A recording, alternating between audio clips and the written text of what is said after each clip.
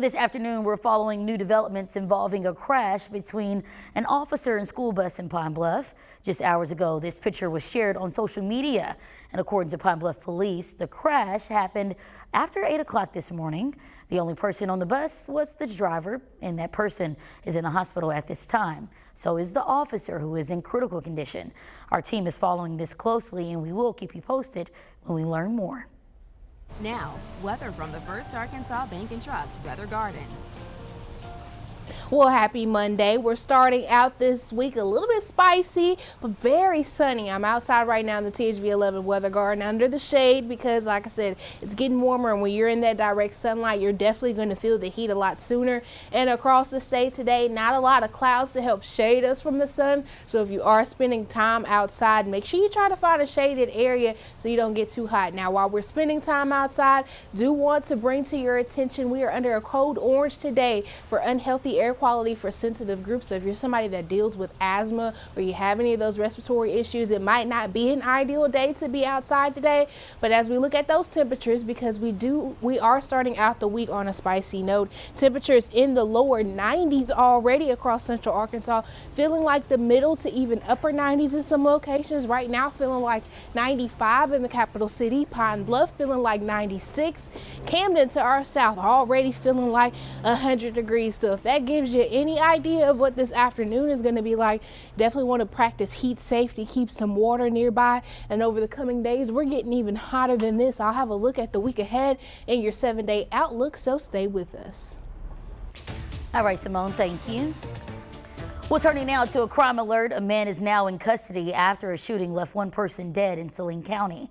35-year-old Don Cedric Boyd is behind bars facing first-degree murder. His arrest comes in connection to a man being shot multiple times. On Sunday, Bryant police arrived to the scene at an apartment complex on Roya Lane. The man later died after being taken to a hospital. At this time, we still do not know the identity of the victim.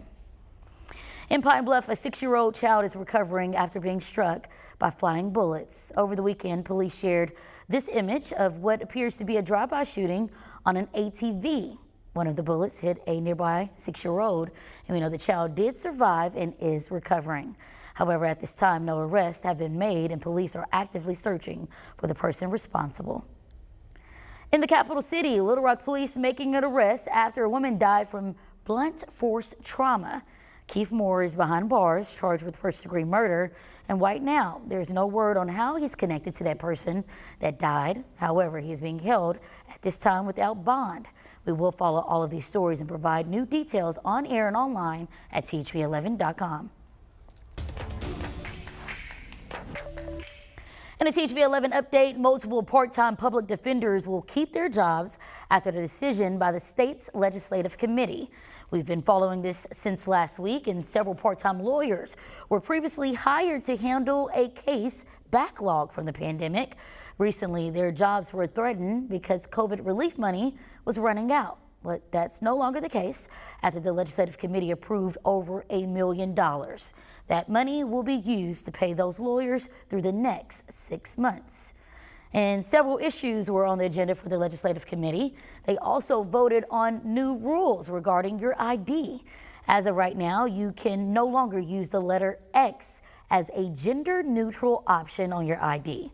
Now, this will affect around 516 people who already are doing so. Those licenses, however, will remain valid until they expire. Another decision from the council bans the usage of e-signatures on voter registration forms. Members signed off on that decision originally made by election officials in April.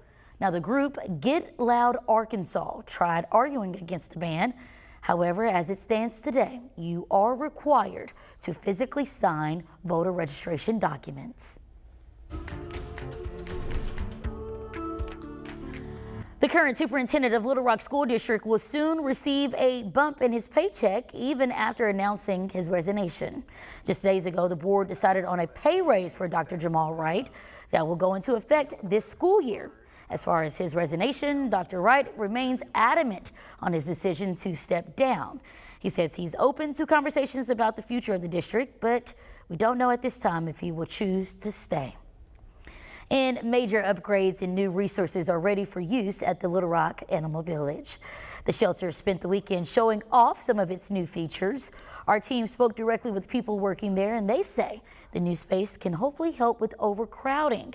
Aside from new space, managers of the facility say they now have plenty at their disposal with the goal of supporting animals without a forever home.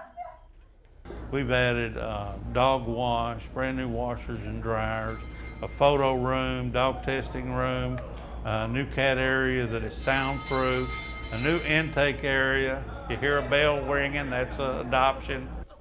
Well, Mayor Frank Scott Jr. was also at Saturday's celebration. He says doing things like keeping animals clean and vaccinated will make it easier for people to choose their furry friends.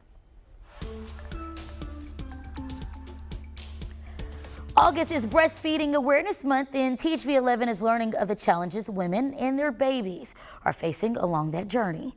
Doctors say it's critical for early stages of childhood because breastfeeding is shown to reduce risks of severe allergies, asthma, and the chance for children ending up in the hospital. While it's a requirement, some mothers often struggle finding a clean space to breastfeed. They didn't have a space for me, and they told me to go pump in a restroom, and it was just like a single stall. It was just a toilet and a sink. Now, many businesses are working to provide more accommodations for feeding mothers. As for Clark, she says the traumatic experience lives with her to this day. With school in session, a new CDC rule says they don't need to be sent home if they have lice. According to CDC guidance, students can go home at the end of the day and return to school after starting treatment. Now, this means parents should pay more attention to symptoms and examine your child's head the minute you notice something. As for treatment, here's some things to consider. You should first call your doctor to learn about lice treatment products. While it's not required to report cases, you are encouraged to share the news with school nurses and their teachers. And another major health alert as some areas see a growing number of West Nile infections. Jared Hill shares how a top U.S. official is among those dealing with the disease and who are more at risk. West Nile virus infections are the leading cause of mosquito-borne disease in the United States. Many areas are seeing cases, including New York City, where the health department is spraying from dusk to dawn. Former federal health official Dr. Anthony Fauci is recovering at home after being hospitalized with an infection. CBS News chief medical correspondent Dr. John LaPook spoke with Dr. Fauci over the weekend, who says an infected mosquito probably bit him in his backyard. About 2 weeks before that, he had just started not to feel very well, mostly fatigue, and then the fatigue really increased. He developed shaking chills like he said he's never had before in his life, fever, and he was hospitalized for about a week. People at risk for severe illness include the elderly and people who are immunocompromised. West Nile virus infections cause no symptoms in most people, but others can develop fever, body aches, joint pains, and a rash, according to the CDC. And about 1 in 150 people who get infected get a more serious form that involves the central nervous system. You can get inflammation of the brain and the membrane that lines the spinal cord, and that's a much more serious situation there. So far this year, more than 215 cases of West Nile have been reported in more than 30 states. It's a mosquito-borne illness, so you try to avoid mosquitoes. Dawn and dusk is when they tend to bite. Wear clothing that covers your skin. You can have insect repellent, and then get rid of standing water, because in the standing water, that's where the mosquitoes can multiply and breed. The CDC says there is no treatment for West Nile. Rest, fluids, and pain medications may help alleviate symptoms. Jared Hill, CBS News, New York. Well, a special four-legged employee is joining the task force at the University of Arkansas. We have more on Stella and her new job coming up. And the heat index, or feels like temperature, looking to get as high as 102 today. So if you're headed outside this afternoon, make sure you try to find a shaded area, limit that time outside, and stay hydrated. I'll have your full 7-day outlook coming up after this break.